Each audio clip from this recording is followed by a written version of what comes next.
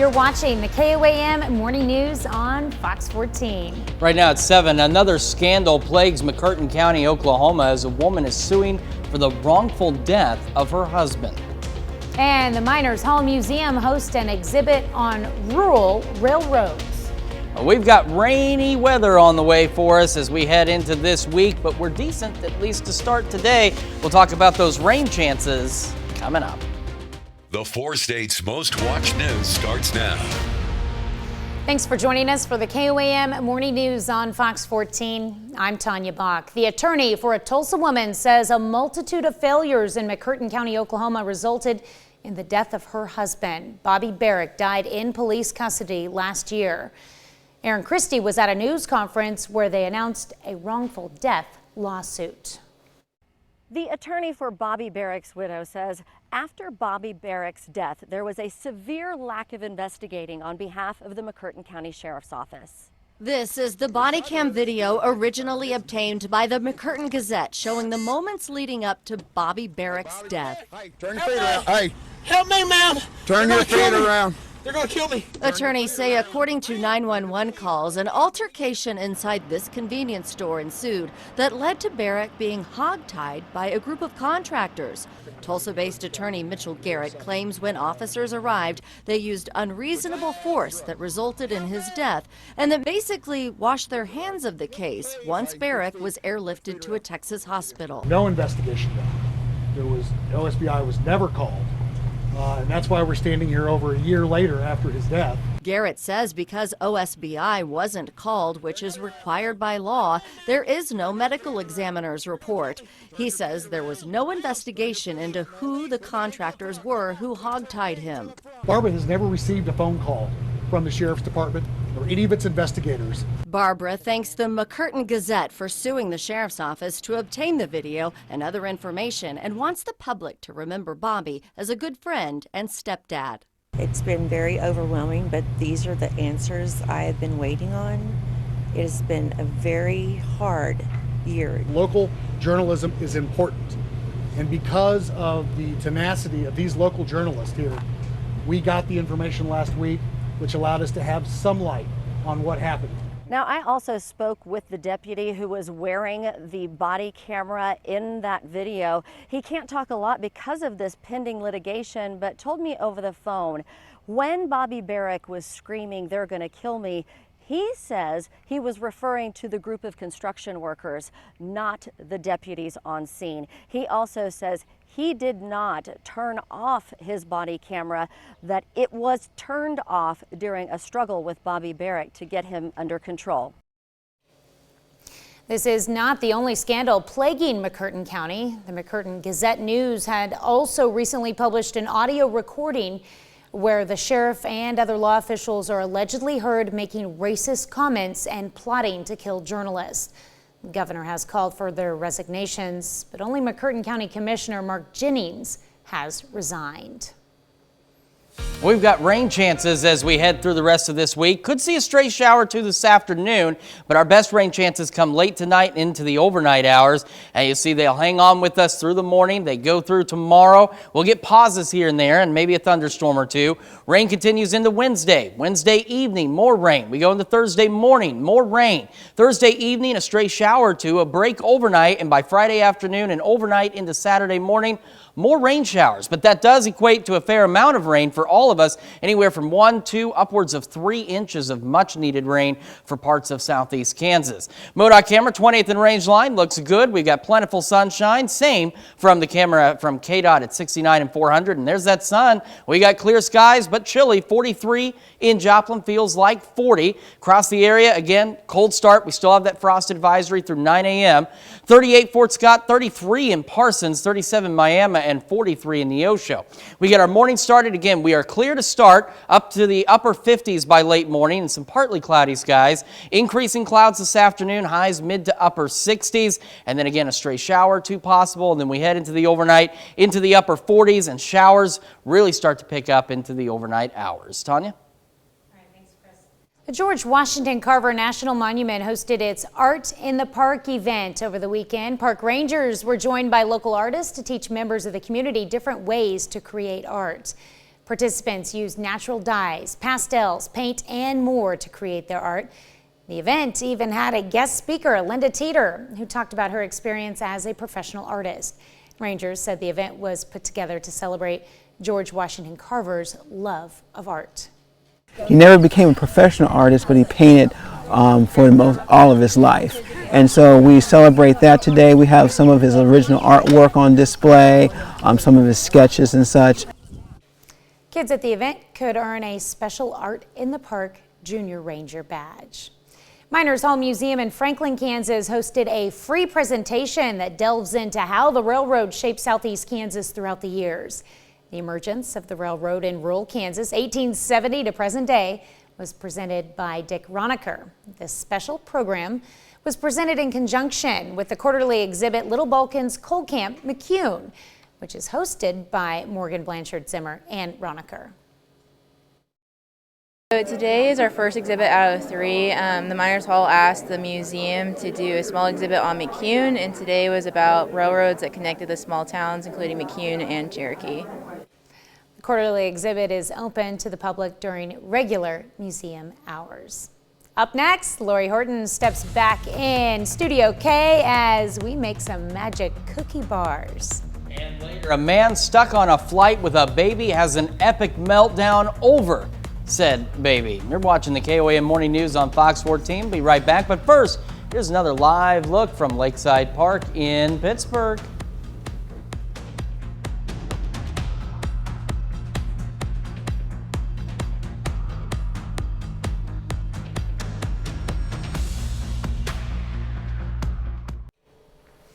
Welcome back. We've got Lori Horton in Studio K with us this morning, and earlier this morning we started making some magic cookie bars. Yes. We're getting them ready to go into the oven, but let's recap what we've done so far. Okay, so we started out with our aluminum pan. What we did in this one was a mixture of just our crushed up graham crackers, about 1.5 cups and 1/2 cup of butter. But I wanted to show it kind of an alternative. Tanya's a professional. So an alternative to that, if you need just like a quick one, is you can always take a pre-made graham cracker crust and just bust that up and put that in the bottom as well. So it works just the same, no butter needed. That one's just ready to go. There you go. So that's just kind of a quick one, you know, especially if you're working with the kiddos, sometimes that makes it a little bit easier. Now you already had the butter in there ahead of time, so it was ready to go. Like, ready to roll. How long is that safe to have? Would you need to keep that refrigerated if you're You'd doing want to keep that way? it cool, not too cold because you don't want it to just turn back into a block, but you're just kind of making that wet sand mixture out of that graham cracker butter. So you can, as long as you keep it cool. Okay. This was in the car overnight, and I don't know if you noticed, but it was kind of chilly last night. So we were good to go on that. And then we just poured an entire can of that sweetened condensed milk right over the top of that graham cracker crust kind of mixture that we patted down nice and flat, and then added about a cup, a little over a cup mixture of milk chocolate, dark chocolate, and white chocolate baking chips. So you can put whatever combination that you want together on that, butterscotch, peanut butter, espresso, cream cheese, whatever makes you happy. But the layering on this cookie bar is really important. So graham crackers, then that evaporated milk, then the chocolate chips, and then our next one that we're going to put on there is just going to be flake coconut, just our regular old Angel Flake sweetened coconut. If you're a coconut lover, you can just eat this by the handful. If you're not, this is not. If you can't have coconut, is there an alternative that you could put in this, or just leave it out? You could probably leave it out. You may just want to move on to a different recipe because it's really good with the coconut. I love coconut. I know. Yes. You either love it or you hate it. So, you know, you just have to make those adjustments. And then our last ingredient is going to be those just kind of chopped up pecans. You can do them as fine or as large as you want. It really doesn't matter. And you could use different nuts on this as well, or again, leave them off if you have some issues with that. And the nice thing about cookie bars, if like half your family doesn't like cookie bars, you could just put them on half your. Exactly. And you know, these freeze really well. They keep really well for about a week. So they're pretty flexible that way. They're kind of good for like that bake sale at school, those last minute things.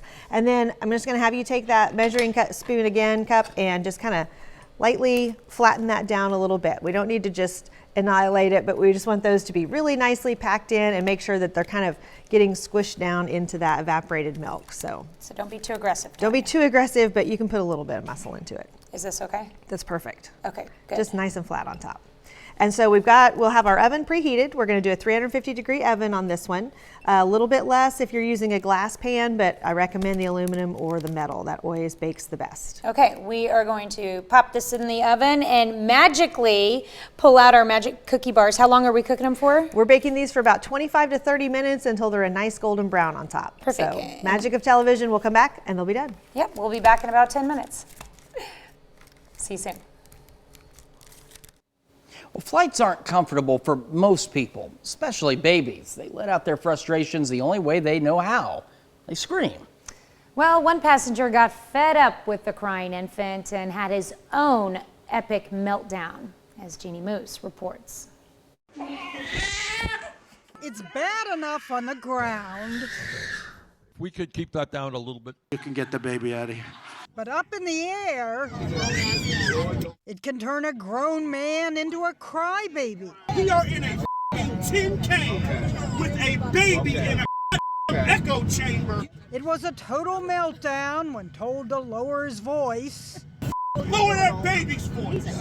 The passenger shooting the video, Mark Grabowski, couldn't stifle a smile. I paid for a ticket too. Have a comfortable flight. The Southwest flight from Baltimore to Fort Lauderdale was circling due to bad weather. Mark says the baby had been crying for about half an hour when the unidentified passenger blew up. So were people on the plane with him or against him? Everyone was pretty much against him. Online commenters split. The only baby on that flight is the grown adult having a petulant meltdown versus bro said the quiet part out loud. Very loud, what a flight attendant said. Because you're yelling. So is the baby! The woman traveling with the ranting passenger put her head in her hand.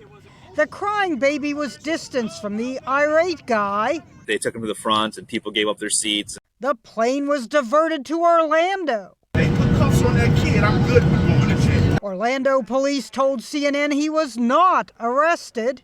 Southwest said, "We appreciate the patience of our other customers on board who had to experience such unacceptable behavior." The rant felt familiar to one poster. I can see Samuel L. Jackson saying those lines. I have had it with these motherfucking snakes. But at least snakes are quiet. Though not the passengers. Jeannie Moose, CNN. You're yelling. So is the baby! New York. Did that any extra to yell? Okay. I just love that. The best way to get a baby to stop crying is to yell at it. Oh, absolutely. They respond to that very well because, you know, that's the best way to do it. I mean, nothing like yelling at the top of your lungs at the baby to get it to be quiet. And that's why I love it. He says they're telling him, you're yelling. He's like, because the baby's yelling. Like, the baby has a reason. You, on the other hand, do not, sir. Southwest thanked the other passengers for being patient, but, you know, they were finding it amusing. Oh, absolutely. And the thing is honestly, I would probably be yelling like that baby. I've never been on a plane, and if anybody ever forced me on the one, it'd probably be like that until I just passed out eventually. Aww.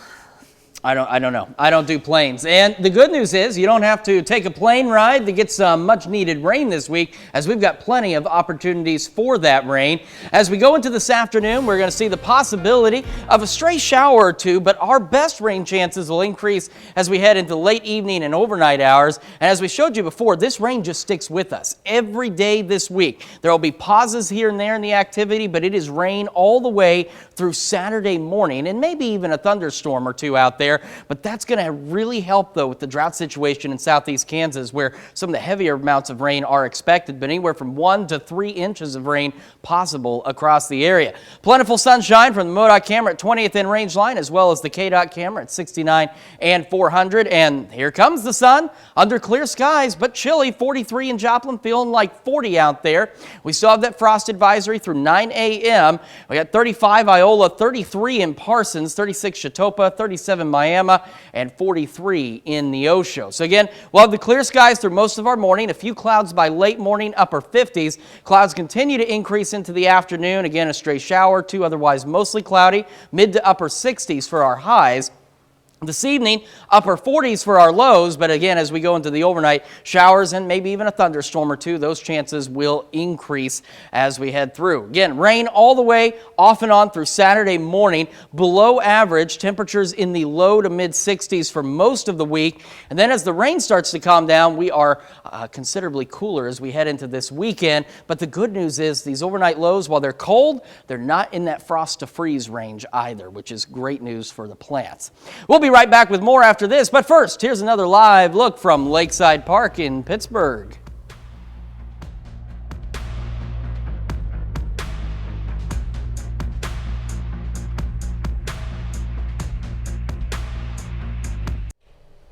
Welcome back. Lori Horton is with us this morning, and we are making magic cookie bars. What makes these so magical? Well, because you think about a cookie, you're going to have flour, you're going to have all of these different ingredients. You'll notice we didn't use any of those this morning. So the layering was the most important thing. Exactly. No measuring, not a lot to do there. So as they bake up, that evaporated milk and that graham cracker mixture just kind of sets together and grabs all of our goodies and just makes them into this really nice gooey bar. So they cut really easily, and again, they keep well, so you can do these for about a week in a tight container. They freeze really well, so it makes it a really handy treat for, you know, those last minute parties or something, you know, when you've got a busy weekend. So can I do the taste test? Absolutely. Okay. You must. Use some sugar to keep you going through the morning. Nice and chewy. The graham cracker layer is really good. I'm talking with my mouth full. It's okay. They're like a little crisp. They're a little gooey in the middle, so it's like the perfect combination. Again, if you love the coconut and the pecans, you can mix so many different combinations of the different types of baking chips, because anymore there's like a million. Chocolate chips used to be chocolate chips. Now there's a whole section in the grocery store to choose from of so many different ones. So you can really tweak that to your tastes. Now there's a lot of chocolate in there, a lot of flavors going on in there too. Yeah. One is good. That's good.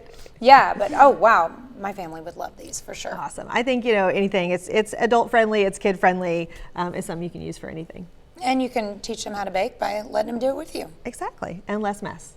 Yeah, Always a lot a of bonus. fun. Always a bonus. But, you know, again, I think the best part when it comes to some of these simple ones is, it's last minute. So you can do it, you know, throw together quickly. You may already have the ingredients in the house. You can always keep that coconut and keep those baking chips in the freezer, so you can have those on hand. If you don't have the graham crackers, you could use the pie crust, or you can use chocolate grahams. You can use Oreos, anything that way. You can mix up some really good combinations with a chocolate-based crust. That's my personal favorite. Go with an Oreo cookie crust in that food processor and create that. Add those different layers of the espresso and the white chocolate together. Makes awesome layers that way. I'm kind of partial to pecans, but you could use cashews, you could use any type of nut that you like. Just kind of dice them up fine. It makes it a little bit easier to cut when it comes down to the end. So. And I really like the baker's tip that you gave us. You notice the edges of these all have a little cut in them. Exactly. Measure that to the outside, and then when you're done, this just lifts out.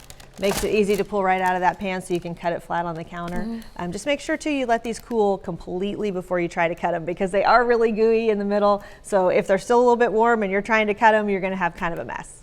Okay, so, and this was, we did 350 for 15 minutes. 25 to 30 minutes. 25 to 30, yes. 25 to 30, but that was in an aluminum pan. So if you're switching to glass, if you're baking in a glass pan, you're going to drop that temperature about 325 and then bake them a little bit less. But again, I always recommend the aluminum or the metal pans. It just conducts heat better, bakes more evenly. Well, thank you so much for coming in and sharing with us your magic cookie bars. You can find this recipe on our website later this morning, KOAMnewsnow.com. Have a good day. The 4 states' most watched news starts now. Welcome back to the KOAM Morning News on Fox 14. It's currently 7:28. The Kansas chapter of the National Interscholastic Cycling Association returned to Gunn Park in Fort Scott for some bike racing action. Pedal Power Racing event gives young mountain bike riders in grades 6 through 12 the opportunity to race through several waves of friendly yet rigorous competition. Kansas NICA provides team racing, training, and adventure. Officials with the Kansas League of NICA say this is its third race of the season. NICA is the National Interscholastic Cycling Association. So the Kansas League was formed about 3 years ago. They're in their third season. So this is their third race of their third season. Gun Park's an awesome park. Fort Scott's really blessed to have this park, and we're taking advantage of it. We've built about 8.5 miles of trail here that's utilized by people from all over. They stop here and they ride. They love our trails. Local volunteers from the Fort Scott community staffed the race. Theater students of Pitt State University presented The Animal Farm by George Orwell to a packed audience. The play, which follows the story of a group of farm animals who overthrow their human owner in an attempt to create a society of equality, was brought to life by the talented cast and crew. The cast hopes this performance can provide people with the same lessons that the book it's based on provides. I hope people take away just a sense of themselves, of being able to reflect on what's happening around them, even when they aren't aware of it. Pitt State Theater Department is known for producing exceptional performances, and The Animal Farm was no exception. Well, we've got ourselves a chilly start for us today. Frost advisory continues through 9 a.m. We have 43 in Joplin, 37 Pittsburgh, Fort Scott, Nevada, 34 in Iola, 33 Parsons, 36 Miami, and 39 in Neosho. As we get our day started, we'll hold on to these clear skies for the majority of our morning. We'll have some partly cloudy skies later in the morning up to the upper 50s. As we head into the afternoon, clouds will continue to increase. We go mostly cloudy, maybe a stray shower or two, with temperatures pushing the mid to upper 60s. And as we head into tonight, after about 9-10 o'clock, rain chances ramp up across the area, lows dropping back into the upper 40s, and these rain chances are going to stick with us every day this week all the way through Saturday. So some good rain on the way, maybe even a rumble of thunder or two out there. Tanya? Thanks, Chris. The battle is still raging over an FDA-approved pill that's used in more than half of abortions in the U.S. On Friday, the Supreme Court issued an order to preserve access to mifepristone. And while the legal process continues, Christian Benavides reports. Next month, a federal appeals court is set to hear arguments in the legal battle over the abortion pill mifepristone. Late Friday, the Supreme Court halted temporary restrictions on access to the drug while the battle plays out in the lower courts. The Fifth Circuit will review the case on its merits in a few weeks, and they will issue an opinion. The case, which could make its way back to the Supreme Court, began in Texas. The litigation seeks to reverse the FDA's approval of the drug more than 2 decades ago. Well, really, judges should not be making medical decisions for individuals or decisions about the safety of a medication. They don't have the background for it. Following Friday's ruling, President Biden released a statement saying he stands by the FDA's, quote, independent expert authority to review, approve, and regulate a wide range of prescription drugs. A lawyer representing the group that filed the initial challenge said the fight is not over. This is the first opportunity where our clients can go in front of the courts and present to the courts all the unlawful behavior and reckless behavior by the FDA to approve these drugs. 2 conservative justices, Clarence Thomas and Samuel Alito, said they disagreed with the court's action Friday, though no other justice commented publicly. Christian Benavides, CBS News. The dispute over mifepristone comes less than a year after the Supreme Court's conservative majority overturned Roe v. Wade. The pill is approved for use through 10 weeks of pregnancy and is commonly prescribed to treat miscarriages. That's a look at our top news stories coming up this half hour on the KOAM Morning News. As worsening climate conditions continue to wreak havoc on the planet's food supply, scientists have now turned to the laboratory for climate-resistant food. And we've got rain on the way, even though we've got a pretty decent start for us so far. We'll talk about those rain chances and how long they'll last when we come back. But first, we're going to take another live look from Lakeside Park in Pittsburgh.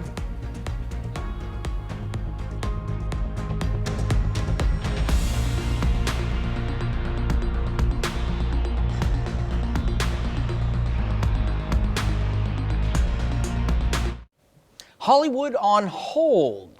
Production on many of your favorite shows and film series could soon come to a screeching halt. The Writers Guild of America has voted overwhelmingly to go on strike if no labor deal can be reached before a May 1st deadline. Mike Valerio explains what the writers are fighting for and what a potential strike would mean for your next binge watch. A strike is a brutal thing. For Writers Guild of America negotiators, a record 97.9% approval to authorize a strike is a major weapon at the negotiating table. The unfortunate nature of our business is that everything that the Writers Guild has achieved, minimum compensation, pension and health benefits, residuals, has all come from either a strike or the real threat of one. The WGA says the rise of streaming and the shortening of traditional TV seasons are making it difficult for members to make a living wage. We're just looking to be fairly compensated for the value we create. The Alliance of Motion Picture and Television Producers represents several major entertainment companies. They've released a statement reading in part, quote, "Our goal is and continues to be to reach a fair and reasonable agreement." On strike, shut it down! The last writer's strike came in 2007 and lasted 100 days, but today's landscape looks very different. We were just catching up to production stoppages and COVID encumbrances. The impact of a strike would reverberate from Hollywood backlots to America's living rooms. What you're looking at is sort of shows that you are anticipating a season coming up with in the next few months could be delayed as much as a year, if not more, depending on how the strike plays out. In Los Angeles, I'm Mike Valerio reporting. Well, we've got ourselves some rain chances on the way. However, at least right now, we got plentiful sunshine and cool temperatures. Take another look at that complete forecast when the KOAM Morning News returns.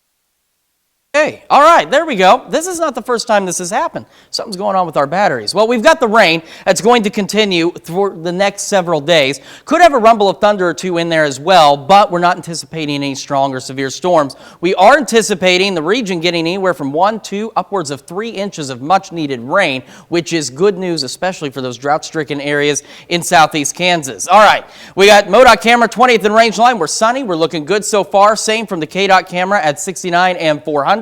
And our camera 7th and range line showing pretty decent skies. 43 though, so it's a bit chilly. Feels like 40 right now in Joplin. And across the region, still that frost advisory through 9 a.m. 41 Lamar, 39 Fort Scott in Nevada, 38 Pittsburgh, 33 in Parsons, and 38 in Miami. So as we get our morning started, again, we'll be clear. Clouds will gradually increase toward late morning into the upper 50s. Mostly cloudy skies as we enter the afternoon. Again, a stray shower or two possible. Mid to upper 60s for highs. Upper 40s for lows tonight, so chilly, and then the rain chances will really begin to ramp up. And this is what I was talking about that broken record, which you probably didn't hear, but we're going to sound like broken records, as we've got rain chances, maybe a thunderstorm here and there, all the way through Saturday morning. Temperatures below average in the low to mid 60s, and then a cool weekend for us as well, but at least overnight lows for the most part, staying out of that frost to freeze zone. That's a mostly silent check of your forecast. Now, here's Tanya Bach with a look at Consumer Watch.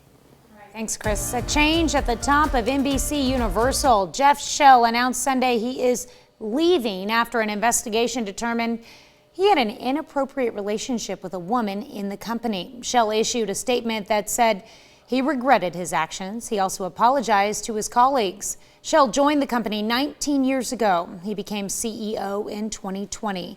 And Shell helped to oversee the debut of NBC's streaming service, Peacock, which surpassed 20 million subscribers at the end of last year.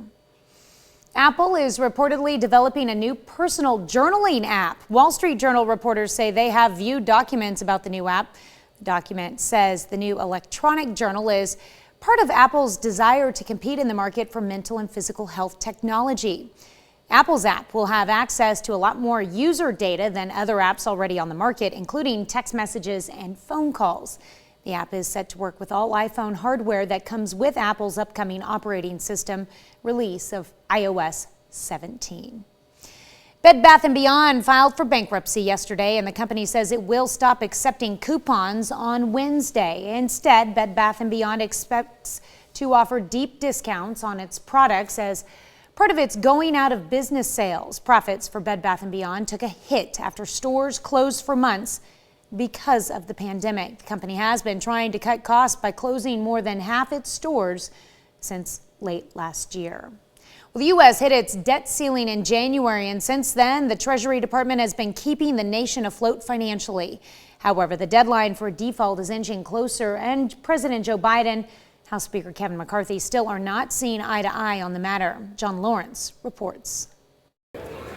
Speaker Kevin McCarthy says he has enough support to get his debt limit legislation through the expected House vote this week. We do have a very small majority, only 5 seats, one of the smallest we've ever had. But I cannot imagine someone in our conference that would want to go along with Biden's reckless spending. McCarthy's bill includes a $1.5 trillion hike to the debt ceiling, but with cuts to domestic spending programs. Raising the debt ceiling is a separate discussion from spending. It is making sure that we pay our bills. We did it 3 times during the Trump administration, and both President Trump and President Reagan said you should not play games with raising the debt ceiling, honoring our bills. It hurts us internationally with where we are now.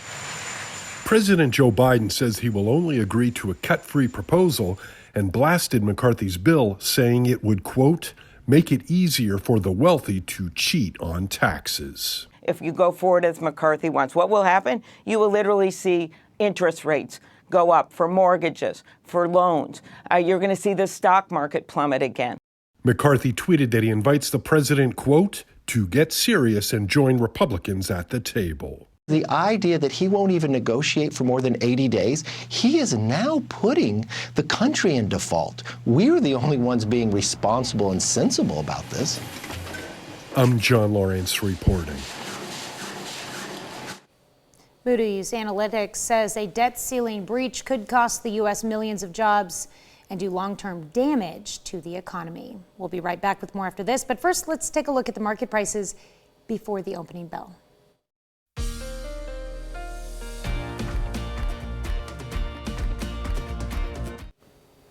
Well, some scientists say climate change is making it riskier to rely on certain regions to produce crops we need, citing how increased greenhouse gas emissions triggered by fossil fuel use is causing extreme weather events to strike more frequently. Researchers designing climate-resistant rice hope their new crops can survive under these harsh conditions.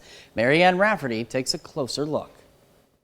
In a world many scientists say is facing the worsening effects of climate change, researchers are under mounting pressure to modify crops so they can withstand more frequent extreme weather events. Located in the Philippines, teams at the International Rice Research Institute are revealing their progress in creating climate-resistant rice. As the environments fluctuate more and more, the stability of yield becomes lower. Scientists are using a technique called marker-assisted breeding to take the best qualities from one type of rice and incorporate them into other varieties. What we hope is that these varieties will lead to improved stability and reduced risk in rice cultivation, so the farmers can earn better and have less cost of production. So far, they've made drought-resistant rice that can grow with very little water and last for weeks in regions facing severe drought. It's good that even if there is no water, there can still be hope. For areas plagued by increased rainfall, researchers are experimenting with flood-resistant rice that can live 2 weeks longer while underwater. Meanwhile, for farmers facing rising sea levels, teams are also working on a salt-resistant rice that will have an easier time surviving in places overcome by ocean water. Scientists have already released their drought-resistant rice, which is currently being planted in India, the Philippines, and Nepal. Marianne Rafferty, Fox News.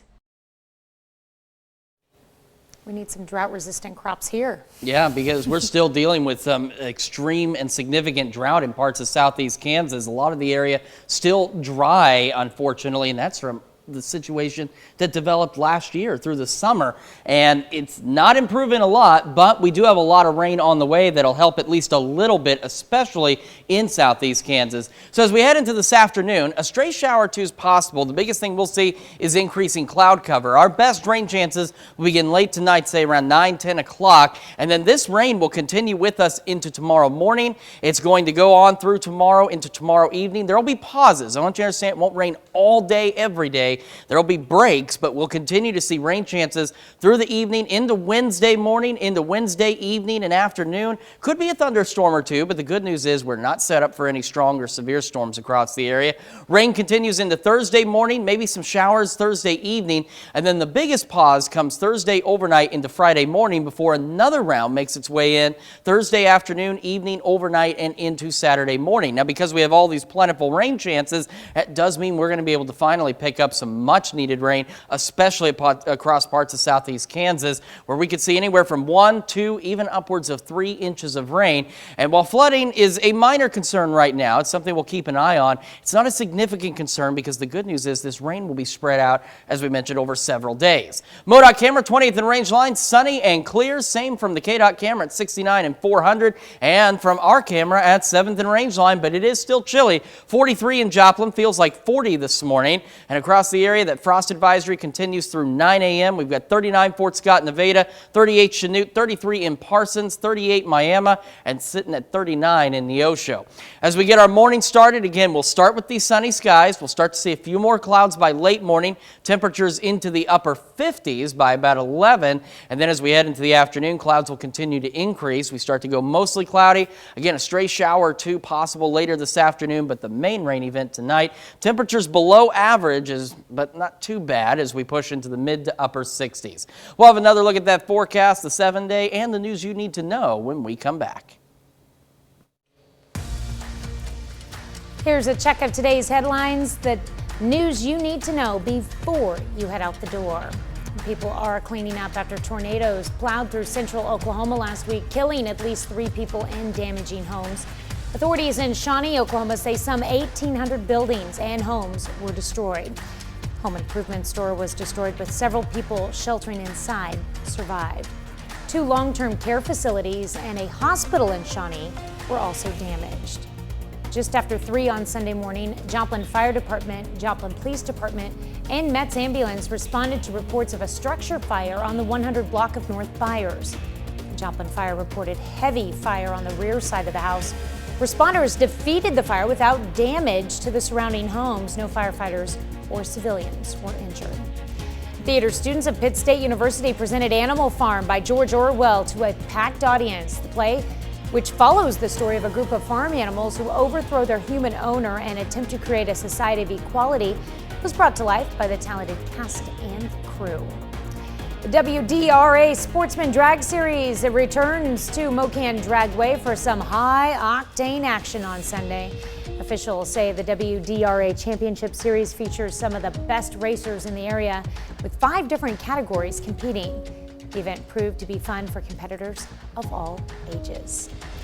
We've got ourselves a rainy week ahead. Now, our morning starts out all right. Clouds increase this afternoon, a stray shower or 2 possible, mid to upper 60s for highs. Upper 40s for lows tonight. Showers, maybe a thunderstorm or 2 increase in our overnight hours. And as we look at the week ahead, it's rain, rain, rain, rain, and more rain, which is good news, though, as we've still got that drought situation going on. Below average temperatures, though, low to mid 60s, and a pretty cool weekend ahead of us as well. But the overnight lows, thankfully, staying above that frost and freeze range out there. Well, Wendy's is offering free food during a time that many associate with misfortune. Mercury's retrograde, which occurs 3 times a year when the planet seems to be traveling backwards, is often considered in astrology to cause chaos on Earth. The fast food chain is combating the bad luck with 4 weeks of deals.